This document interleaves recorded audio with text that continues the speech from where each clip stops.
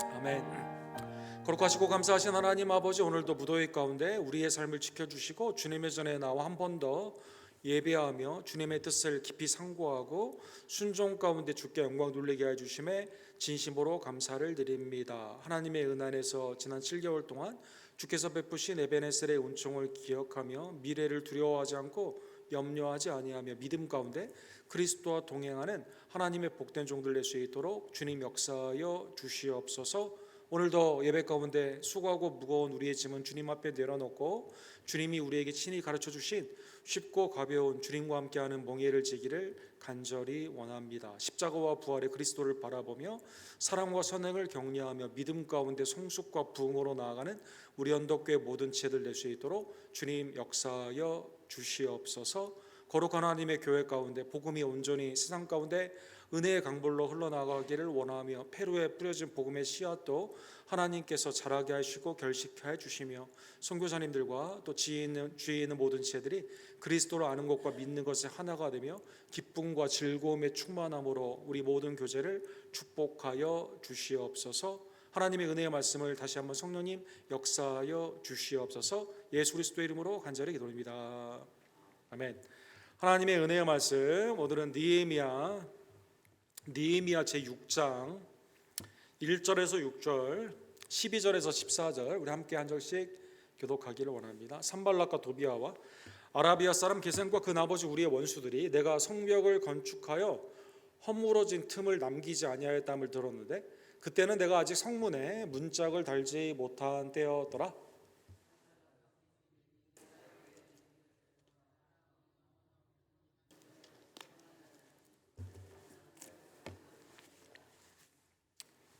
내가 곧 그들에게 사자를 보내어 이르기를 내가 이제 큰 역사를 하니 내려가지 못하겠노라. 어찌하여 역사를 중지하게 하고 너희에게로 내려가겠느냐 하매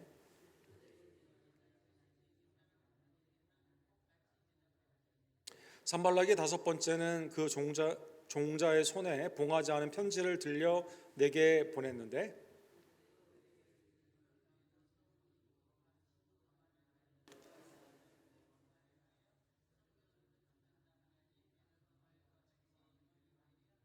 (12절에 14절입니다) 깨달은즉 그는 하나님께서 보내신 바가 아니라 도비아와 산발락에게 뇌물을 받고 내게 이런 예언을 함이라.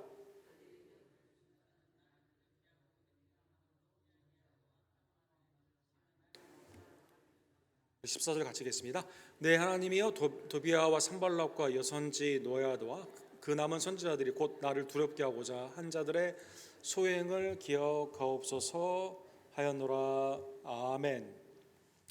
하나님의 은혜 안에서 우리 느헤미야 6장 산발락과 도비아와 게셈 이 사람들이 끈질기게 어떻게 사탄을 상징하는데 사탄의 세력이 우리를 어떻게 미혹하고 또 핍박하는지를 오늘 본문을 통해 상고하기를 원합니다. 우리가 너무나 잘 아는 이 트로이의 목마라는 것이 있죠. 사실 이게 기원전 12세기에 지금 이제 고고학자들은 실제 있었던 사건이라고 합니다. 아카디아라는 그 지역에서 트로이라는 난공불락의 이곳을 전쟁을 하게 되는데 10년 동안 함락을 시키지 못하게 됩니다. 이때 이 아카디아의 장군이 이 큰 거대한 목마를 한 30-40명 정도 들어가는 목마를 만들어 가지고 그 앞에 성 앞에 두자라고 이렇게 말을 하게 되죠. 그래서 거기다 놓고 전쟁에 마치 진 것처럼 퇴각을 하는 것처럼 뒤로 이렇게 물러나게 됩니다. 그러니까 이제 트로이에 고민이 생기는 거죠.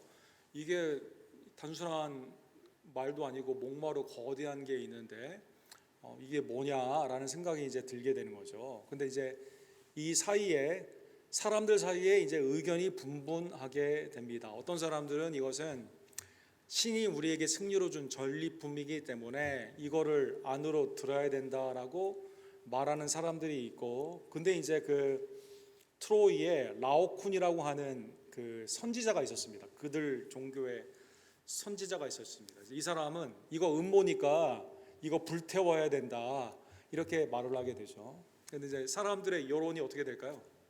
신이 준 거기 때문에 이건 우리 성 안으로 들어야 된다라고 하면서 이걸 잡아 끌게 됩니다. 근데 문제가 하나 생겨요. 너무 목마가 크기 때문에요. 성 안으로 들이게 되려면 문이 이렇게 게이트에 문이 있는데 이게 문에 안 맞는 겁니다. 그래가지고 문짝을 다 부셔요. 그래가지고 이걸 이제 잡아 당겨가지고, 그러니까 12세기에 있었던 사건인데 호모의 에디세이는 한 8세기 BC 8세기경에 쓰여졌는데 거기 기록에 보게 되면 이걸 잡아 끌어가지고 오기 위해서, 우리 사진 한번 보여주시면 그때 이제 이런 거 보면 문짝을 다 부신 다음에 성을 앞에 문을 부셔가지고 안으로 이렇게 들어가게 됩니다. 들어가고 어떻게 됐을까요? 라오쿠는 죽게 되죠. 그래서 바깥에 나가가지고 뱀에 물려 죽게 됩니다. 그래서 이 사람의 예언을, 이 말을 듣지 않고 이 사람들이 그냥 흥분해가지고 막 이렇게 쭉 들어오게 되었을 때 밤에 이제 이 사람들이 내려와가지고 전쟁을 하게 되는데, 이 전쟁할 때 왜 아카디아군이 쉽게 이겼을까요? 이 거대한 몸발을 끌어오느라 사람들이 지쳐가지고 밤에 흥청망청, 또 신의 전리품이라고 하니까 술 마시고 놀다가 여기서 이제 전쟁에 이렇게 지게 되는 것이죠. 고대 전쟁에서 이 성문을 이렇게 부수고 들어간다는 것은 그만큼 큰 의미가 있게 되고, 그 다음에 이제 오늘 성경에 나오는 것처럼 이게 하나의 의견으로 통일되지 못하고 그냥 정욕 가운데 자기 뜻대로 해석하게 되면 트로이의 목마처럼 이 틈을 열어주게 되면서 문 안으로 들어와 가지고 도시가 함께 망하는 그러한 교훈의 이러한 역사적인 사실이 있습니다. 오늘 본문에 보면 이제 하나님의 은혜 안에서 외적으로 성벽이 다 지어지게 되고 문짝을 아직 달지 못한 이제 문짝만 인스톨하면 됩니다. 6장 1절에 보면 산발락과 도비아와 아라비아 사람 게셈과 그 아버지 우리의 원수들이 내가 성벽을 건축하여 허물어진 틈을 남기지 아니하였다함을 들었는데 그때는 내가 아직 성문에 문짝을 달지 못하였더라. 성은 다 이제 구비가 됐어요. 그 다음에 내적으로도 우리 지난주에 본 것처럼 이자를 이제 받지 않기로 하지 않았습니까? 그래서 내적으로도 신앙의 회복이 어느 정도 통일감으로 있었는데 아직 마무리가 되지 못한 게 있죠. 그것은 문을 달지 못했다는 것이죠. 문을 달지 못했다. 그러니까 오늘 본문에 보면 산발락과 도비아와 게셈이 성벽을 다 짓고 문만 달면 이제 완전하게 되는 거거든요. 이 성벽의 문이라는 것은 무엇을 의미할까요? 이 세이프티, 밖과 안을 사람들이 지나가는 것을 통제할 수 있는 거기 때문에 성문이 없는 성은 우리가 있을 수가 없거든요. 그래서 문이 없기 때문에 아직 불안한 이 틈새를 타가지고 산발락과 도비아와 이 게셈이 이 문을 달기 전에 지금 공격을 하려고 이렇게 하게 되는 것이죠. 성경에 보면 성문의 문짝은 성 자체를 대표하게 됩니다. 대표적인 것이 이 블레셋의 5개 도시 중에 하나인 가사라는 그 도시가 있죠. 가자지구, 가사, 블레셋의 도시인데 이 사사기 16장에 보면 이 삼손이요 성령의 충만함을 받아가지고요 거기에 잠을 자고 있다가 어떻게 합니까? 이 문을 가지고 와가지고 헤브론으로 가져오게 됩니다. 16장 3절에 이렇게 되어 있습니다.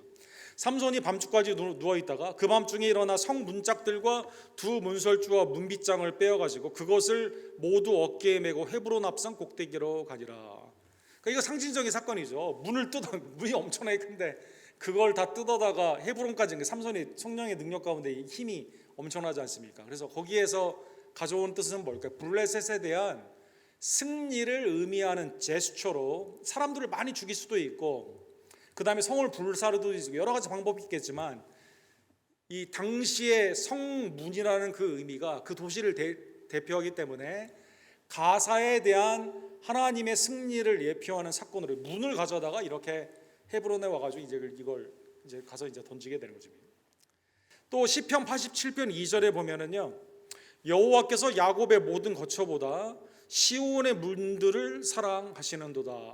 아니 하나님께서 야곱의 모든 거처 두루 살리는 사람들이 얼마나 많은데 그 사람들은 무시하고 그러면 물리적인 문, 그냥 게이트의 그 도어를 사랑한다는 뜻일까요? 이 뜻이 아니라 시온 전체, 하나님의 은혜 안에서, 그렇죠?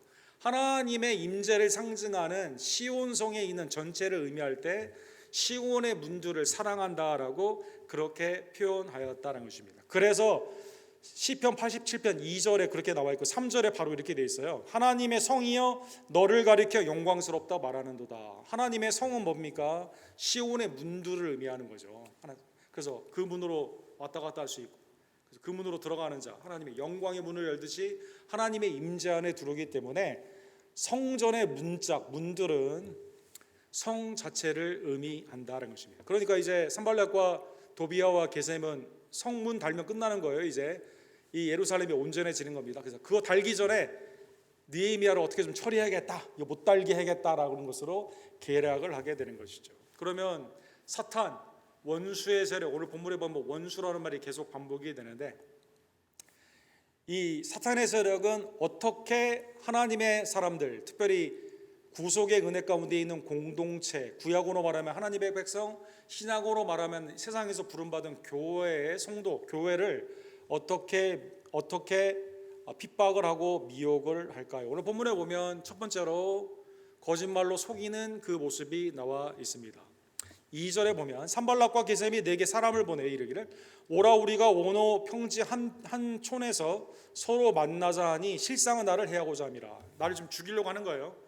그런데 오노의 평지로 나오자라고 하게 된다라는 것입니다. 성경에 보게 되면 사탄이 하는 방법이 하나님의 말씀을 트위스트, 왜곡을 하는 그러한 것이 많이 있죠. 창세기 3장에 보면 하나님의 에덴 동산에 하나님의 형상과 모양으로 창조된 아담과 하와를 어떻게 합니까?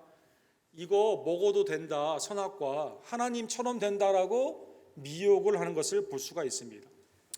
역대하 21장에 보면 사탄이 어떻게 하죠? 다윗에게 하나님이 아니라 군대를 의지하라고 계수를 하게 됩니다. 그래서 사탄이 충동질 해가지고 미혹 가운데 하나님이 아니라 군대를 믿으라고 미혹을 하게 되는 것이죠. 사도행전 5장에 보면 아나니아와 삽비라가 있죠. 사탄이 충만하여, 거기 베드로 사도의 말에 의하면 사탄이 충만하여 누구를 속입니까? 성령을 속인다라는 것입니다. 그래서 자기가 바나바처럼 존경을 받고는 싶어요. 그런데 다 드리기는 싫어요. 자기가 판 그거를 약속했는데 다 드리기는 싫어요.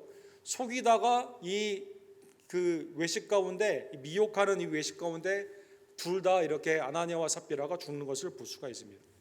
마태복음 4장에 보면 대표적으로 광야에서 예수님이 공생애를 시작하기 전에 어떡하죠? 40일 동안 예수님이 금식하셨는데 예수님에게 먹을 것을 가지고 시험을 하죠. 그 다음에 영광, 절을 하면 세상에 영광을 주겠다고 하죠. 그 다음에 성전에서 뛰어내리라고 하죠. 하나님에 대한 믿음, 이러한 것들을 다 의심케 하면서 하나님의 말씀을 교묘히 비틀어 가지고 미혹을 한다라는 것입니다. 서로 본문에 보면 이러한 미혹이 있었습니다. 느헤미야가 오늘 본문에 보면 여기에서 분별을 하게 됩니다. 자, 여기에서 느헤미야가 어떻게 이것을 거절했을까요? 나는 지금 사람 만날 상황이 아니라는 거죠. 지금 하나님의 아까 말씀드린 것처럼 지금 뭘 해야 돼요? 문을 달아야 되거든요. 문. 이게 굉장히 중요한 거거든요. 이게 좀 중요한 걸 앞두고 내가 너희를 만날 수가 없다는 것입니다. 그래서 오늘 본문에 보면 사자들을 보내서 내가 이제 큰 역사를 하니 내려가지 못하겠노라. 주님의 일에 지금 집중하고 있는데 지금 완전히 지금 이걸 해야만 완전히 되기 때문에 내가 너희를 만날 시간이 없다는 것이죠. 어찌하여 역사를 중지하게 하고 너희에게로 내려가겠느냐. 그렇죠? 이 느헤미야가 영적으로 성령 안에서 이거 분별한 거죠. 고린도후서 11장 14절에 보면 사탄의 사자들이 이 광명의 천사처럼 이렇게 꾸미는 거 아닙니까? 이것은 이상한 일이 아니라 사탄도 자기를 광명의 천사로 가장하나니. 사탄의 일꾼들도 하나님의 일꾼들처럼 속이는 거죠. 가장을 하는 이것을 이 이상한 일이 아니다. 바울 사도가 말한 것처럼 느헤미야는 벌써 오늘 본문에 산발락과 도비아와 게셈이 어떤 사람인지 알아요, 몰라요? 1장부터 벌써 다 알고 있거든요. 쭉 지금까지 한 걸 보면 하나님의 역사를 늘 방해하고 미혹하는 핍박을 하는 세력이기 때문에 여기에서 분별 가운데 이거를 거절한다는 것입니다. 하나님의 일에 집중하겠다는 것입니다. 두 번째로 원수의 계략, 사탄의 계략을 보면은요, 미혹을 하는데 한 번 했다고 멈추는 것이 아니라요, 계속 끈질기게 거짓으로 미혹을 하는 것을 볼 수가 있습니다. 4절에 보면 4번이나 이렇게 사람을 보냈다고 말을 합니다. 5번째는 5절에 보면 산발락이 5번째는 그 종자의 손에 봉하지 않은 편지를 들려 내게 보냈는데, 그러니까 실도 안 한 편지를 봉하지도 않게 이걸 보내준 거죠. 이 뜻은 뭡니까?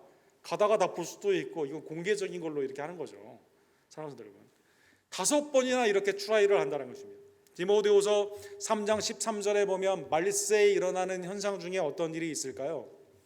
거룩한 자는 더 열심으로 거룩하죠. 이게 이상한 겁니다. 그런데 악한 자는 어떻게 되죠? 속이는 자는 어떻게 합니까? 더 속이고 악해진다는 것입니다. 악한 사람들과 속이는 사람들은 더욱 악해져서 속이기도 하고 속기도 하나니, 그렇죠? 세상 가운데 이제 하나님의 사람과 그렇지 않은 사람들이 세상 가운데 이 말세에 일어나는 현상이 어떻게 됩니까? 이 두 개가 극명하게 드러나게 된다는 것입니다.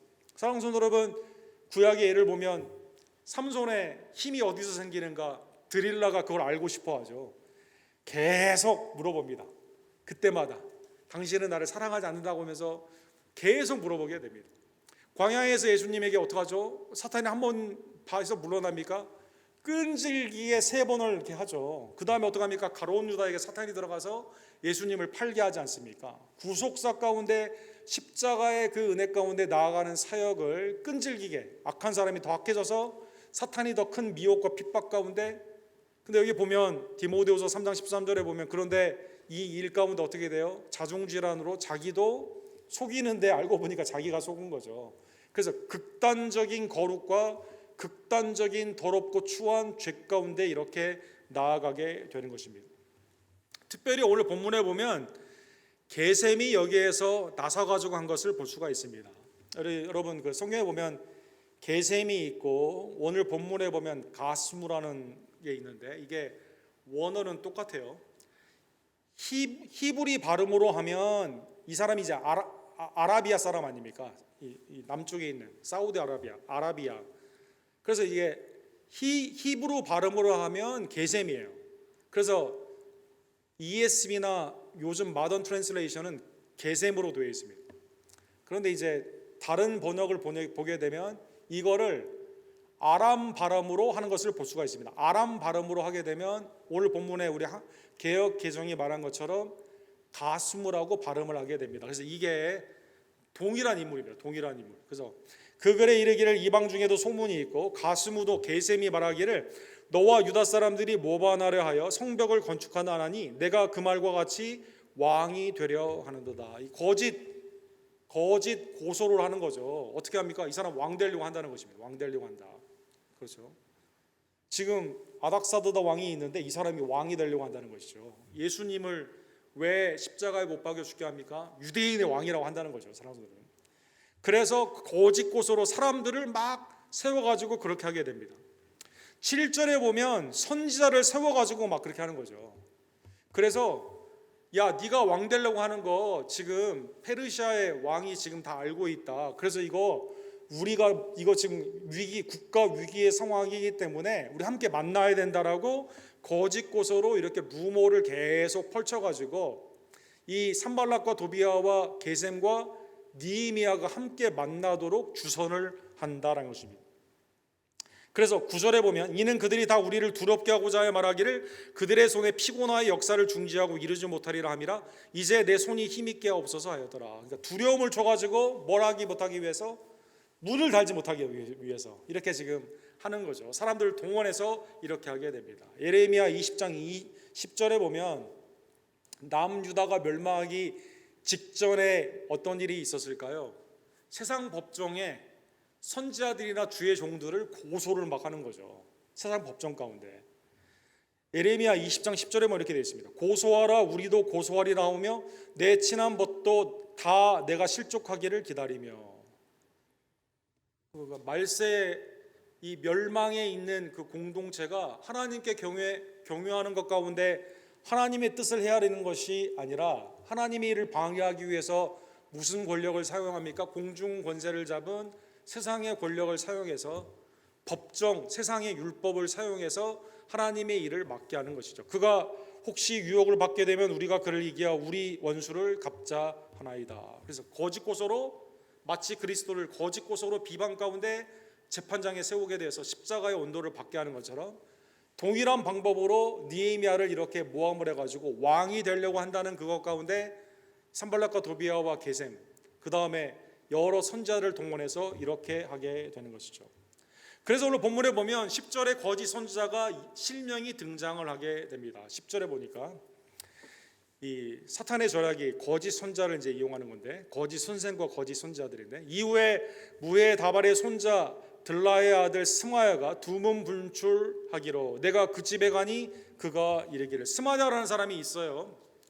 이 사람이 이제 두문불출했다는 거 보니까 느헤미야가 찾아가지 않았습니까? 그러니까 상당히 영적인 지위에 있는 사람인 것을 알 수가 있습니다. 제사장이거나 아니면 당대 상당히 영향력이 있는 그러한 선지자, 제사장처럼 아마 보입니다. 이 사람이 이 두문불출하니까요, 느헤미야가 찾아갔어요. 찾아가니까 이 사람이 이렇게 말합니다. 그들이 너를 죽이러 올 터이니 우리가 하나님의 전으로 가서 외소 안에 머물고 그 문을 닫자 저들이 반드시 밤에 와서 너를 죽이리라 하거늘. 여러분, 이 말만 듣게 되면 이 스마냐가 누구를 생각하는 것처럼 보여요? 느헤미야를 생각하는 것처럼 보이죠. 그렇죠? 야, 너 산발락과 도비아와 게셈이 죽이려고 하니까 우리 성소에 가서, 그렇죠? 지성소, 성소, 그렇죠? 거기에 성소에 가가지고 문 닫고 내가 제사장이니까 너 안으로 해가지고 안전하게 해줄게, 이렇게 하는 것이죠. 스마냐가 함께 성소로 피하자라고 말을 했습니다. 이 말이 온전한 말일까요? 만약에 느헤미야가 영적으로 무분별했다면, 야, 고맙습니다 제사장님, 성전으로 날 불러주시고 거기가 안전하겠죠, 이렇게 생각했을 겁니다. 근데 문제는 느헤미야가 영적으로 굉장히 분별력이 있는 사람이거든요. 하나님의 말씀에 무척 익숙한 사람이거든요. 민수기 18장 17절에 보면 어떻게 되어 있습니까? 성전은 제사장만 가는 거예요. 성막시대, 성전시대에 다. 외인이 가면 어떻게 되죠? 내가 제사장의 직분을 선물로 주었은즉 거기 가까이 하는 외인은 어떻게 되죠? 죽임을 당하리라, 이렇게 되십니다.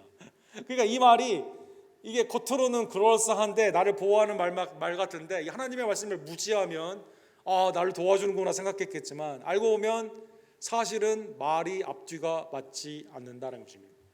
그래서 느헤미야가 오늘 본문 12절에 보면 깨달았다, 이렇게 나왔어요. 깨달았다. 이건 하나님의 말씀과 반대되는 건데 라고 깨닫게 된 거죠. 그는 하나님께서 보내신 바가 아니라, 그렇죠, 하나님의 말씀과 반대되는 말을 하니까, 아니 외인은 가면 죽는데 제사장의 직분을 하나님이 귀하게 주셔서 특별히 부름받은 자만 들어가는데 나를 거기에 불러가지고 막아준다?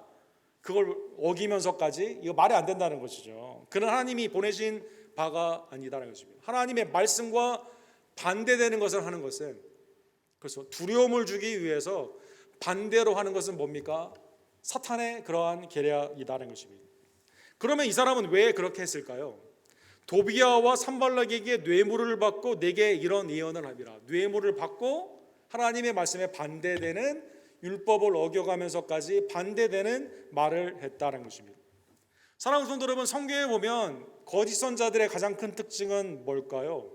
하나님의 말씀을 돈을 받으면 이걸 반대로 말을 하게 됩니다. 대표적인 게 민수기 22장 24절에 보면 바락 왕이 이스라엘을 저주하기 위해서 거짓 선지자 발람을 하여하죠. 돈을 받고 거짓 예언을 하기 위해서 올라가서 이스라엘을 바라보게 되는데, 하나님이 나귀를 통해서도 교훈하여 주십니다. 그 다음에 천사를 통해 교훈하여 주셔서 하나님이 그 저주를 축복으로 바꿔주시죠. 그러나 발람은 심판을 받았습니다. 역대하 18장에 보면 여호사밧 시대에 시드기야라는 사람이 있죠. 이 사람 거짓 선지자죠.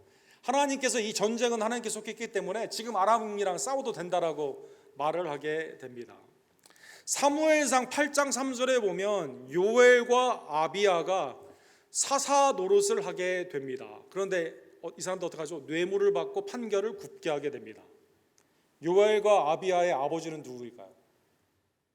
사무엘입니다. 사무엘의 아들들이 뇌물을 받고 판결을 이렇게 하는 거죠. 그래서 이게 단초가 돼가지고 어떡하죠? 당신은 이제 나이가 들었고 당신의 아들들은 온전하지 못하기 때문에 이스라엘이 누구를 요구하죠? 우리에게 왕이 있어야 된다. 이 요엘과 아비야 때문에 이게 단초가 되게 됩니다. 미가서 3장 11절에 보면 당대 이스라엘이 멸망할 때 유다 제사장들이 이렇게 했죠. 그들의 우두머리들은 뇌물을 위하여 재판하며 그들의 제사장은 싹을 위하여 교훈하며 그들의 선자는 돈을 위하여 점을 치고 여호와를 의뢰하여 이르기를 여호와께서 우리 중에 계시지 아니하냐 재앙이 우리에게 임하지 아니하리라 하도다. 우상을 숭배하는데 돈을 받고 어떻게 합니까? 하나님이 우리를 축복하신다라고 기복신앙으로 그렇게 말을 한다는 것입니다. 거짓 선자의 특징이 뇌물 가운데 하나님의 말씀과 반대되는 말을 한다는 것입니다.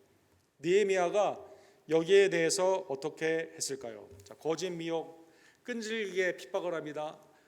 하나님의 사람을 유장해 가지고 거짓 예언자와 제사장들을 사용하게 됩니다. 이때 느헤미야가 하나님께 온전히 간구하게 됩니다. 내 하나님이여, 우리 14절 우리 다 같이 읽겠습니다. 내 하나님이여, 도비아와 산발락과 여선지 노아야와 그 남은 선지자들 곧 나를 두렵게 하고자 한 자들의 소행을 기억하옵소서 하였더라. 이렇게 간구하는 거죠. 두려움을 줘서 뭘 하지 못하도록, 지금 문짝을 달지 못하도록, 그렇죠? 미혹과 핍박 중에 하나님께 공의를 의지하는 거죠. 칼을 들어 그들을 심판하는 게 아니라 하나님께 신원한 심판의 공의가 하나님께 있음을 깨닫고 하나님께 간구를 하게 됩니다. 특별히 오늘 본문에 보면 실명을 언급하죠. 하나님께 대적한 원수들의 악의 분별, 그렇죠? 여선지 노아다는 단어 성경에 여기 한 번만 더 언급이 되어 있어요. 그래서 아마 이 같이 이렇게 여러 선지자들이 거짓으로 예언을 했던 것 같습니다. 스마냐와 같이 있었던 것 같습니다. 그리고 오늘 본문에 보면 하나님이 내가 지금 세상 가운데 두려움을 주기 위해 사람들은 그렇게 하는데 하나님은 여기에서 내가 해방시켜 주시는 분인 줄 알고 주님 앞에 두려워하지 않고 기도를 이렇게 하게 되게 되는 것이죠. 시편 37편 7절에 보면 여호와 앞에 잠잠하고 참고 기다리라. 자기를 형통해하는 자와 악을 꾀하여 이루는 자 때문에 불평하지 말지어다. 이렇게 되어 있습니다. 악을 꾀하고 사탄의 미혹이 있다 하더라도 원망과 불평하는 것이 아니라, 두려워하는 것이 아니라, 염려하는 것이 아니라 하나님께 신원하신 공의의 심판이 있음을 깨달으며 주님 앞에 간구하게 된 것입니다. 자, 그러면 하나님은 여기에 대해서 어떻게 응답했을까요? 칼과 창으로 싸운 게 아니라 기도와 말씀 가운데 분별을 가지고 주님 앞에 온전히 간구하는 느헤미야와 백성들의 기도를 들어주셔서 오늘 본문 15절에 보면 52일 만에 성벽과 성문이 이 가운데 완전히 달려지게 됩니다. 성문을 달게 되었다는 것입니다. 그리고 이 일로 말미암아 16절에 보면 우리의 모든 대적과 주위에 있는 이방 족속들이 이를 듣고 다 두려워하여 크게 낙담하였으니, 자, 그들이 핍박과 미혹을 한 게 뭐예요? 두려움을 주려고 했는데 누가 두려워하게 돼요? 하나님이 하신 것을 깨닫고 그들이 두려워하게 되었다는 것입니다. 그들이 우리 하나님께서 이 역사를 이루시는 것을 알미니라. 하나님을 경외하게 되고 하나님의 백성들을 함부로 하지 못하는 그 가운데 하나님께서 응답하여 주시게 되는 것이죠. 시편 37편 5절과 6절에 보면 이렇게 되어 있습니다. 우리 다 같이 읽도록 하겠습니다. 내 길을 여호와께 맡기라.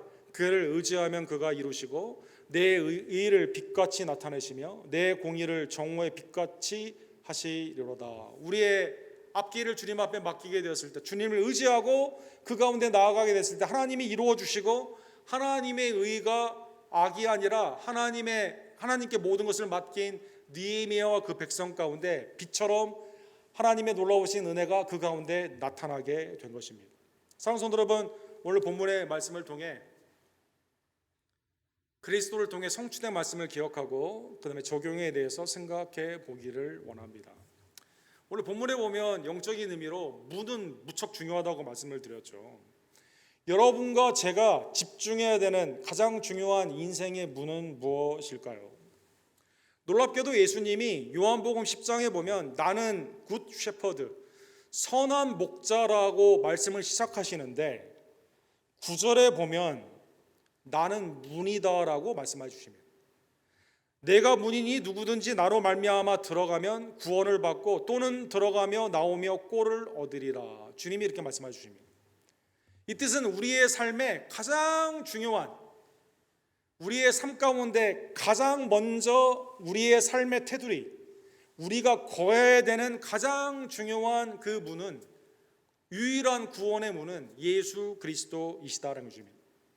사랑하는 성도 여러분, 오늘 본문에 보면 문을 달기 전에 마지막 사탄이 그렇게 막 공격을 하지 않습니까? 문을 달았을 때는 낙심하여 그 가운데 좌절을 하게 됩니다. 문이 뭐길래 도대체?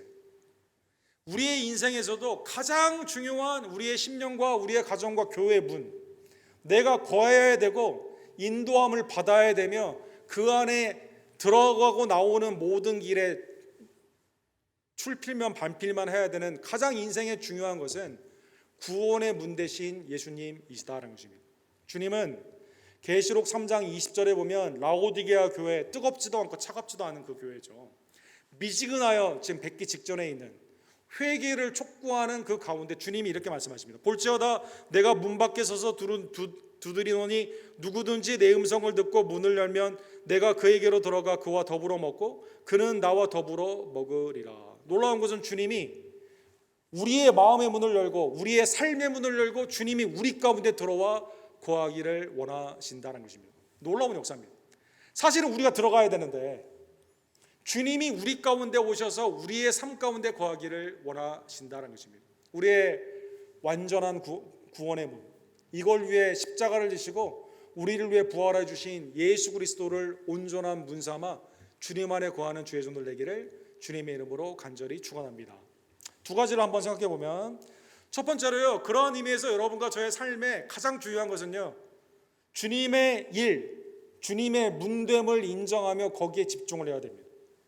아니 그 문이 뭐라고, 내 삶에 성벽이 다 메꿔졌는데 그러면 내가 이 사람들이랑 좀 교제도 하고 좀 놀까? 느헤미야가 그렇게 생각했다면 아마 미혹을 받았을 겁니다. 그러나 내가 지금 주님의 일을 하고 있기 때문에 거기에 내가 신경 쓸 수가 없다. 하나님의 일에 집중하게 되었을 때 오히려 우리의 삶이 단순해지게 되고 하나님의 은혜 안에서 풍성한 삶을 누리게 되는 것이죠. 계시록 12장 10절과 11절에 보면 하나님의 사역 가운데 집중하는 자들을 핍박을 하고 참소하는 자들은 어떻게 될까요? 다 하나님이 심판하여 주시게 됩니다. 곧 우리 하나님 앞에서 밤낮 참소하던 자가 쫓겨났고 또 우리 형제들이 어린 양의 피와 자기들이 증언하는 말씀으로써 그를 이겼으니, 참소하던 자가 어떻게 돼요? 문 밖으로 쫓겨나게 됩니다. 하나님의 은혜 안에서 우리의 형제들이 어린 양의 피와 자기의 증언하는 말씀으로 그를 이겼다. 하나님의 말씀 가운데 집중함으로 그들을 승리하게 되게 되는 것이죠. 그들은 죽기까지 자기들의 생명을 아끼지 아니하노라. 하나님의 일에 집중함으로 말미암아 사탄의 권세를 이기게 되는 거죠. 골로새서 3장 2절에 보면 그래서 구원받은 성도들은 어떻게 됩니까? 땅의 지체 부정하고 간음하며 탐욕 가운데 있는 우상을 제거하고 땅의 것을 구하는 것이 아니라 여러분과 저는 무엇을 구해야 됩니까? 하늘의 것을 구해야만 된다는 것입니다. 위의 것을 생각하고 땅의 것을 생각하지 말라. 사랑하는 성도 여러분, 우리의 삶의 우선순위가, 사랑하는 성도 여러분, 우리의 시간, 우리의 재물, 우리에게 청지게 주신 모든 것들이 하나님의 은혜의 시간, 하나님의 구원의 사역, 하나님의 말씀의 사역 가운데 온전히 우선순위로 나아가는 주의 일에 집중하는 주의 종들 되기를 간절히 원합니다. 두 번째로는요, 미혹과 핍박 가운데 여러분과 저는 어떻게 해야만 될까요? 오늘 본문에 나오는 것처럼 기도하며 주님 앞에 의지하는 성도들 되기를 간절히 원합니다. 여러분, 다윗이 시편 56편에 이렇게 말을 하죠. 내가 두려워하는 날에는 내가 주를 의지하리이다. 내가 하나님을 의지하고 그 말씀을 찬송하올지라. 내가 하나님을 의지하였은즉 두려워하지 아니하리니 혈육을 가진 사람이 내게 어찌하리요. 하나님이 우리에게 주시는 것은요, 두려워하는 마음이 아니에요. 사랑과 온전한 하나님을 향한 믿음의 마음입니다. 오늘 본문에 보면 느헤미야가 두 번이나 그렇게 표현하죠. 나를 두렵게 하는 거 보니까 이 사람은 거짓 선지자예요. 사랑하는 여러분, 하나님을 경외하는 게 아니라 이 사람을 사람을 두렵게 하기 위해서 하는 거 보니까 이건 거짓 선지자입니다. 선지자가 하나님을 경외하는 쪽으로 인도를 해야 되는데, 하나님의 리더가 하나님을 경외하는 쪽으로 인도해야 되는데 자기를 무서워하게 하고 세상의 칼과 권력을 무서워하게 하는 거 보니까 이건 거짓 선지자입니다. 오늘 본문에 하나님의 은혜 안에서 두려운 날에 우리가 온전히 바라봐야 되는 분은 하나님 분이시다는 것입니다. 예수 그리스도 분이다는 것입니다. 그래서 두려워하는 날에 하나님께 의지했는데 다윗이 어떻게 됐어요? 4절에 보니까 두려워하지 않게 된 겁니다. 사랑하는 성도. 그리고 혈육을 가진 자가 내게 어찌하리요? 담대함으로 나아가게 되는 것이죠. 감옥에 있었던 바울 사도는 마지막으로 빌립보서 4장 6절에 보면 감옥 밖에 있는 성도들에 대해서 뭐라고 말할까요? 빌립보서 4장 6절 우리 마지막 읽도록 하겠습니다. 아무것도 염려하지 말고 다만 모든 일에 기도와 간구로 너희 구할 것을 감사함으로 하나님께 아뢰라. 사실 이게 반대죠. 지금 누가 감옥에 있어요? 바울 사도가 감옥에 있거든요. 성도들이 그렇게 말했어야 되죠. 두려워하지 말고 염려하지 마십시오. 하나님 붙잡으세요. 이렇게 했어야 되죠. 근데 반대입니다.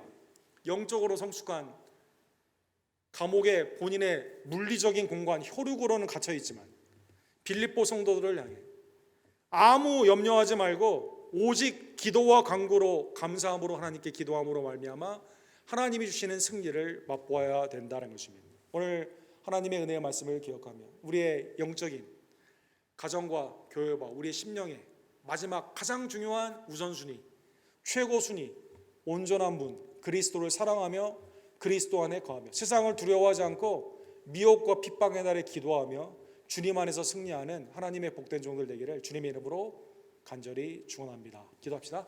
사랑과 자비가 풍성하신 하나님 아버지, 오늘 사탄 원수들의 계략이 거짓으로 미혹을 하며 끈질기게 계속 시도를 하며 심지어 육신에 겁을 주며 두려워하게 하며 선지자들까지도 이용하여 하나님의 말씀과 반대되는 일 가운데 느헤미야와 그 백성들, 오늘날 하나님의 백성들을 괴롭히는 것을 보게 하심에 감사를 드립니다. 하나님, 느헤미야의 신앙을 이 시간 우리의 신앙으로 삼게 하여 주시옵소서. 말씀의 분별력으로 하나님의 말씀에 익숙하여 거짓 선자들의 영을 믿지 아니하고 세상을 두려워하지 아니하며 특별히 혼란과 핍박 가운데서 나를 위해 죽으시고 부활하신 그리스도를 온전히 사랑하며 두려워하지 않고 염려 없이 감사의 마음으로 온전히 주께 아뢰므로 말미암아 아무 걱정 없이 믿음 가운데 주의 일에 집중함으로 하나님의 뜻을 이루어가는 하나님의 복된 백성들 될 수 있도록 주님 역사하여 주시옵소서. 그리스도의 문대심을 온전히 기억하며